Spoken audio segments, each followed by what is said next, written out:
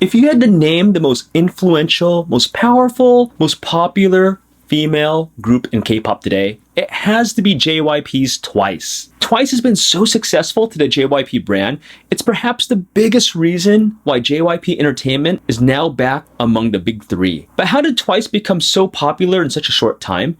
And how did it become so influential? Well, we're about to find out in The Rise of Twice. Back in December 2013, JYP announced that he would be debuting a new group in the near future. While his company, JYP Entertainment, already had Miss A and the Wonder Girls, he wanted to inject a fresh new group into his label, and that group would be Twice. Originally an upcoming 6-member group called Six Mix, the group took a hit when JYP trainees Lena and Cecilia dropped out. After the loss of 2 members, JYP would join the reality music show trend that we see today. The Twice members would be decided through a music reality show called 16. Now planned to be a 7-member group, JYP added 2 members in the end, Chewie, the audience picked during the show, and Momo for her dance and performance skills. Now at the time, this was pretty controversial, since JYP would bend the rules a bit to add eliminated contestants from the show. Yet, after the final 9 girls were announced, the added girls were quickly accepted. Now Twice actually debuted in 2015, but why was 2015 a perfect year for debuting? When their original debut of 2014 was delayed, Twice's delay may have actually worked in JYP's favor. This is because of what was happening with the other big 3 female groups that year. SM Entertainment's Girls' Generation took a big hit when Jessica left,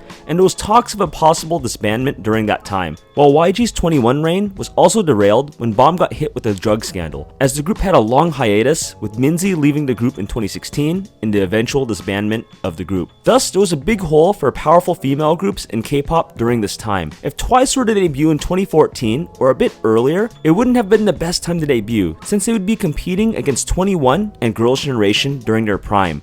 But in 2015, they would be competing against the newer groups such as Red Velvet, G-Friend, Momoland, and Blackpink, rather than the powerhouse female groups during their prime. And while I do think Twice would have succeeded regardless of when they debuted, I feel that the timing of their debut in 2015 helped the group create a snowball that would further their huge early success. Now we gotta talk about the immense early success that Twice had. Twice came out of the gates fast, and perhaps one of the biggest reasons is because of the JYP branding. When the new group comes out from the big 3, people are instantly wondering, I wonder what they're up to.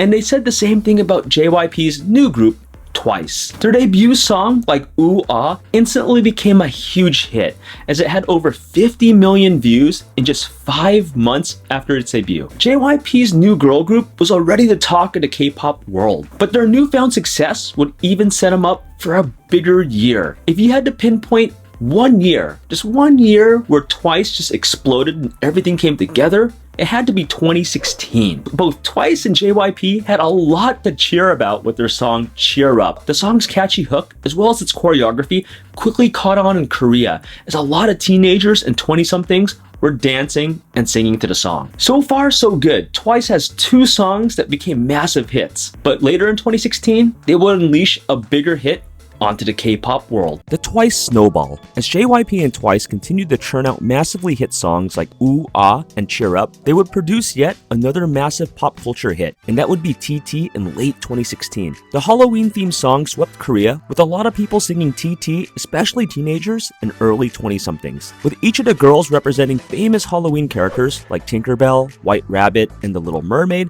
the song was trending on charts immediately after its release. The song wasn't just popular in Korea, but the explosion also creeped in Japan, where several Japanese celebrities did the TT pose.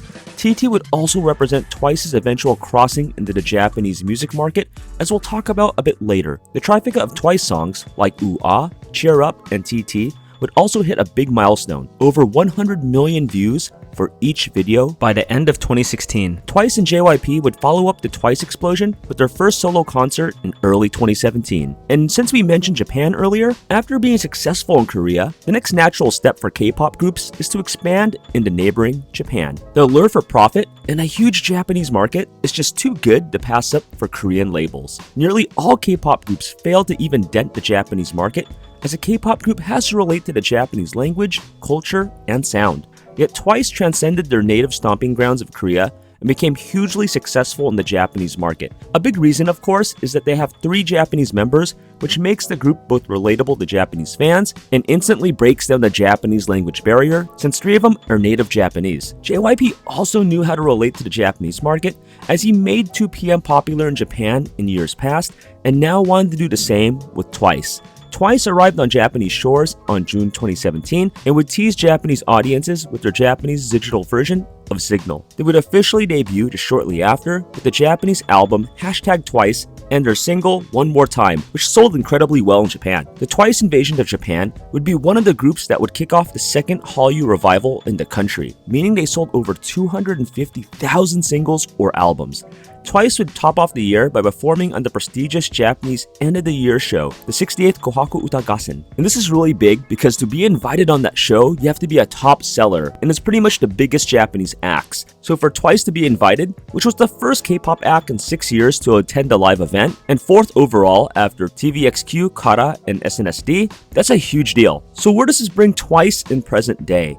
Twice continued their K-pop dominance, releasing another album, Twiceagram, which talked about the obsession of Instagram and social media. They also released another Japanese single, Candy Pop, a summer release of Dance the Night Away, and a cover of the Jackson 5's I Want You Back as the theme song for the Japanese movie Sensei Kunshu. Just from the looks of it, Twice is still busy and hardworking as ever as they compete as the current queens of K-pop. The girls have that constant pressure to keep loyal fans as well as getting respect from them. And there's one instance that comes out immediately just how much Twice respects their fans. When the JYP staff had to cancel a Twice concert in Malaysia in July 2018 due to safety concerns, some of the members were crying as they were leaving. They really felt bad they couldn't perform in front of their Malaysian fans. It's gestures like this though that show the girls care about the fans, as well as show fans just how hard Twice works. I'm just hoping for all the activities, concerts, and songs they release, Twice also gets some rest and take a vacation in between new songs. These days, Twice is known as the nation's girl group, the it group, the trendy girl group, and you'll see them in Korea pretty much everywhere on advertisements.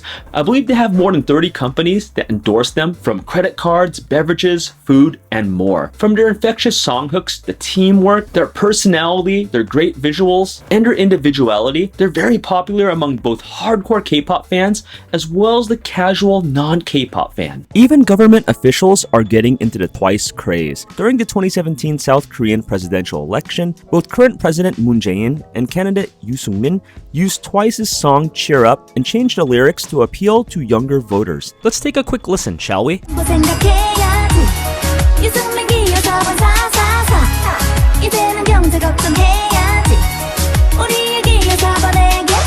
Oh Korea, never change. Now moving along, Twice has also performed at international events such as K-Con in both 2017 and 2018. The group also ranked 3rd in the Forbes Korea Power Celebrity in both 2017 and 2018, a source I consider very highly as an accurate picture of who's popular in Korea.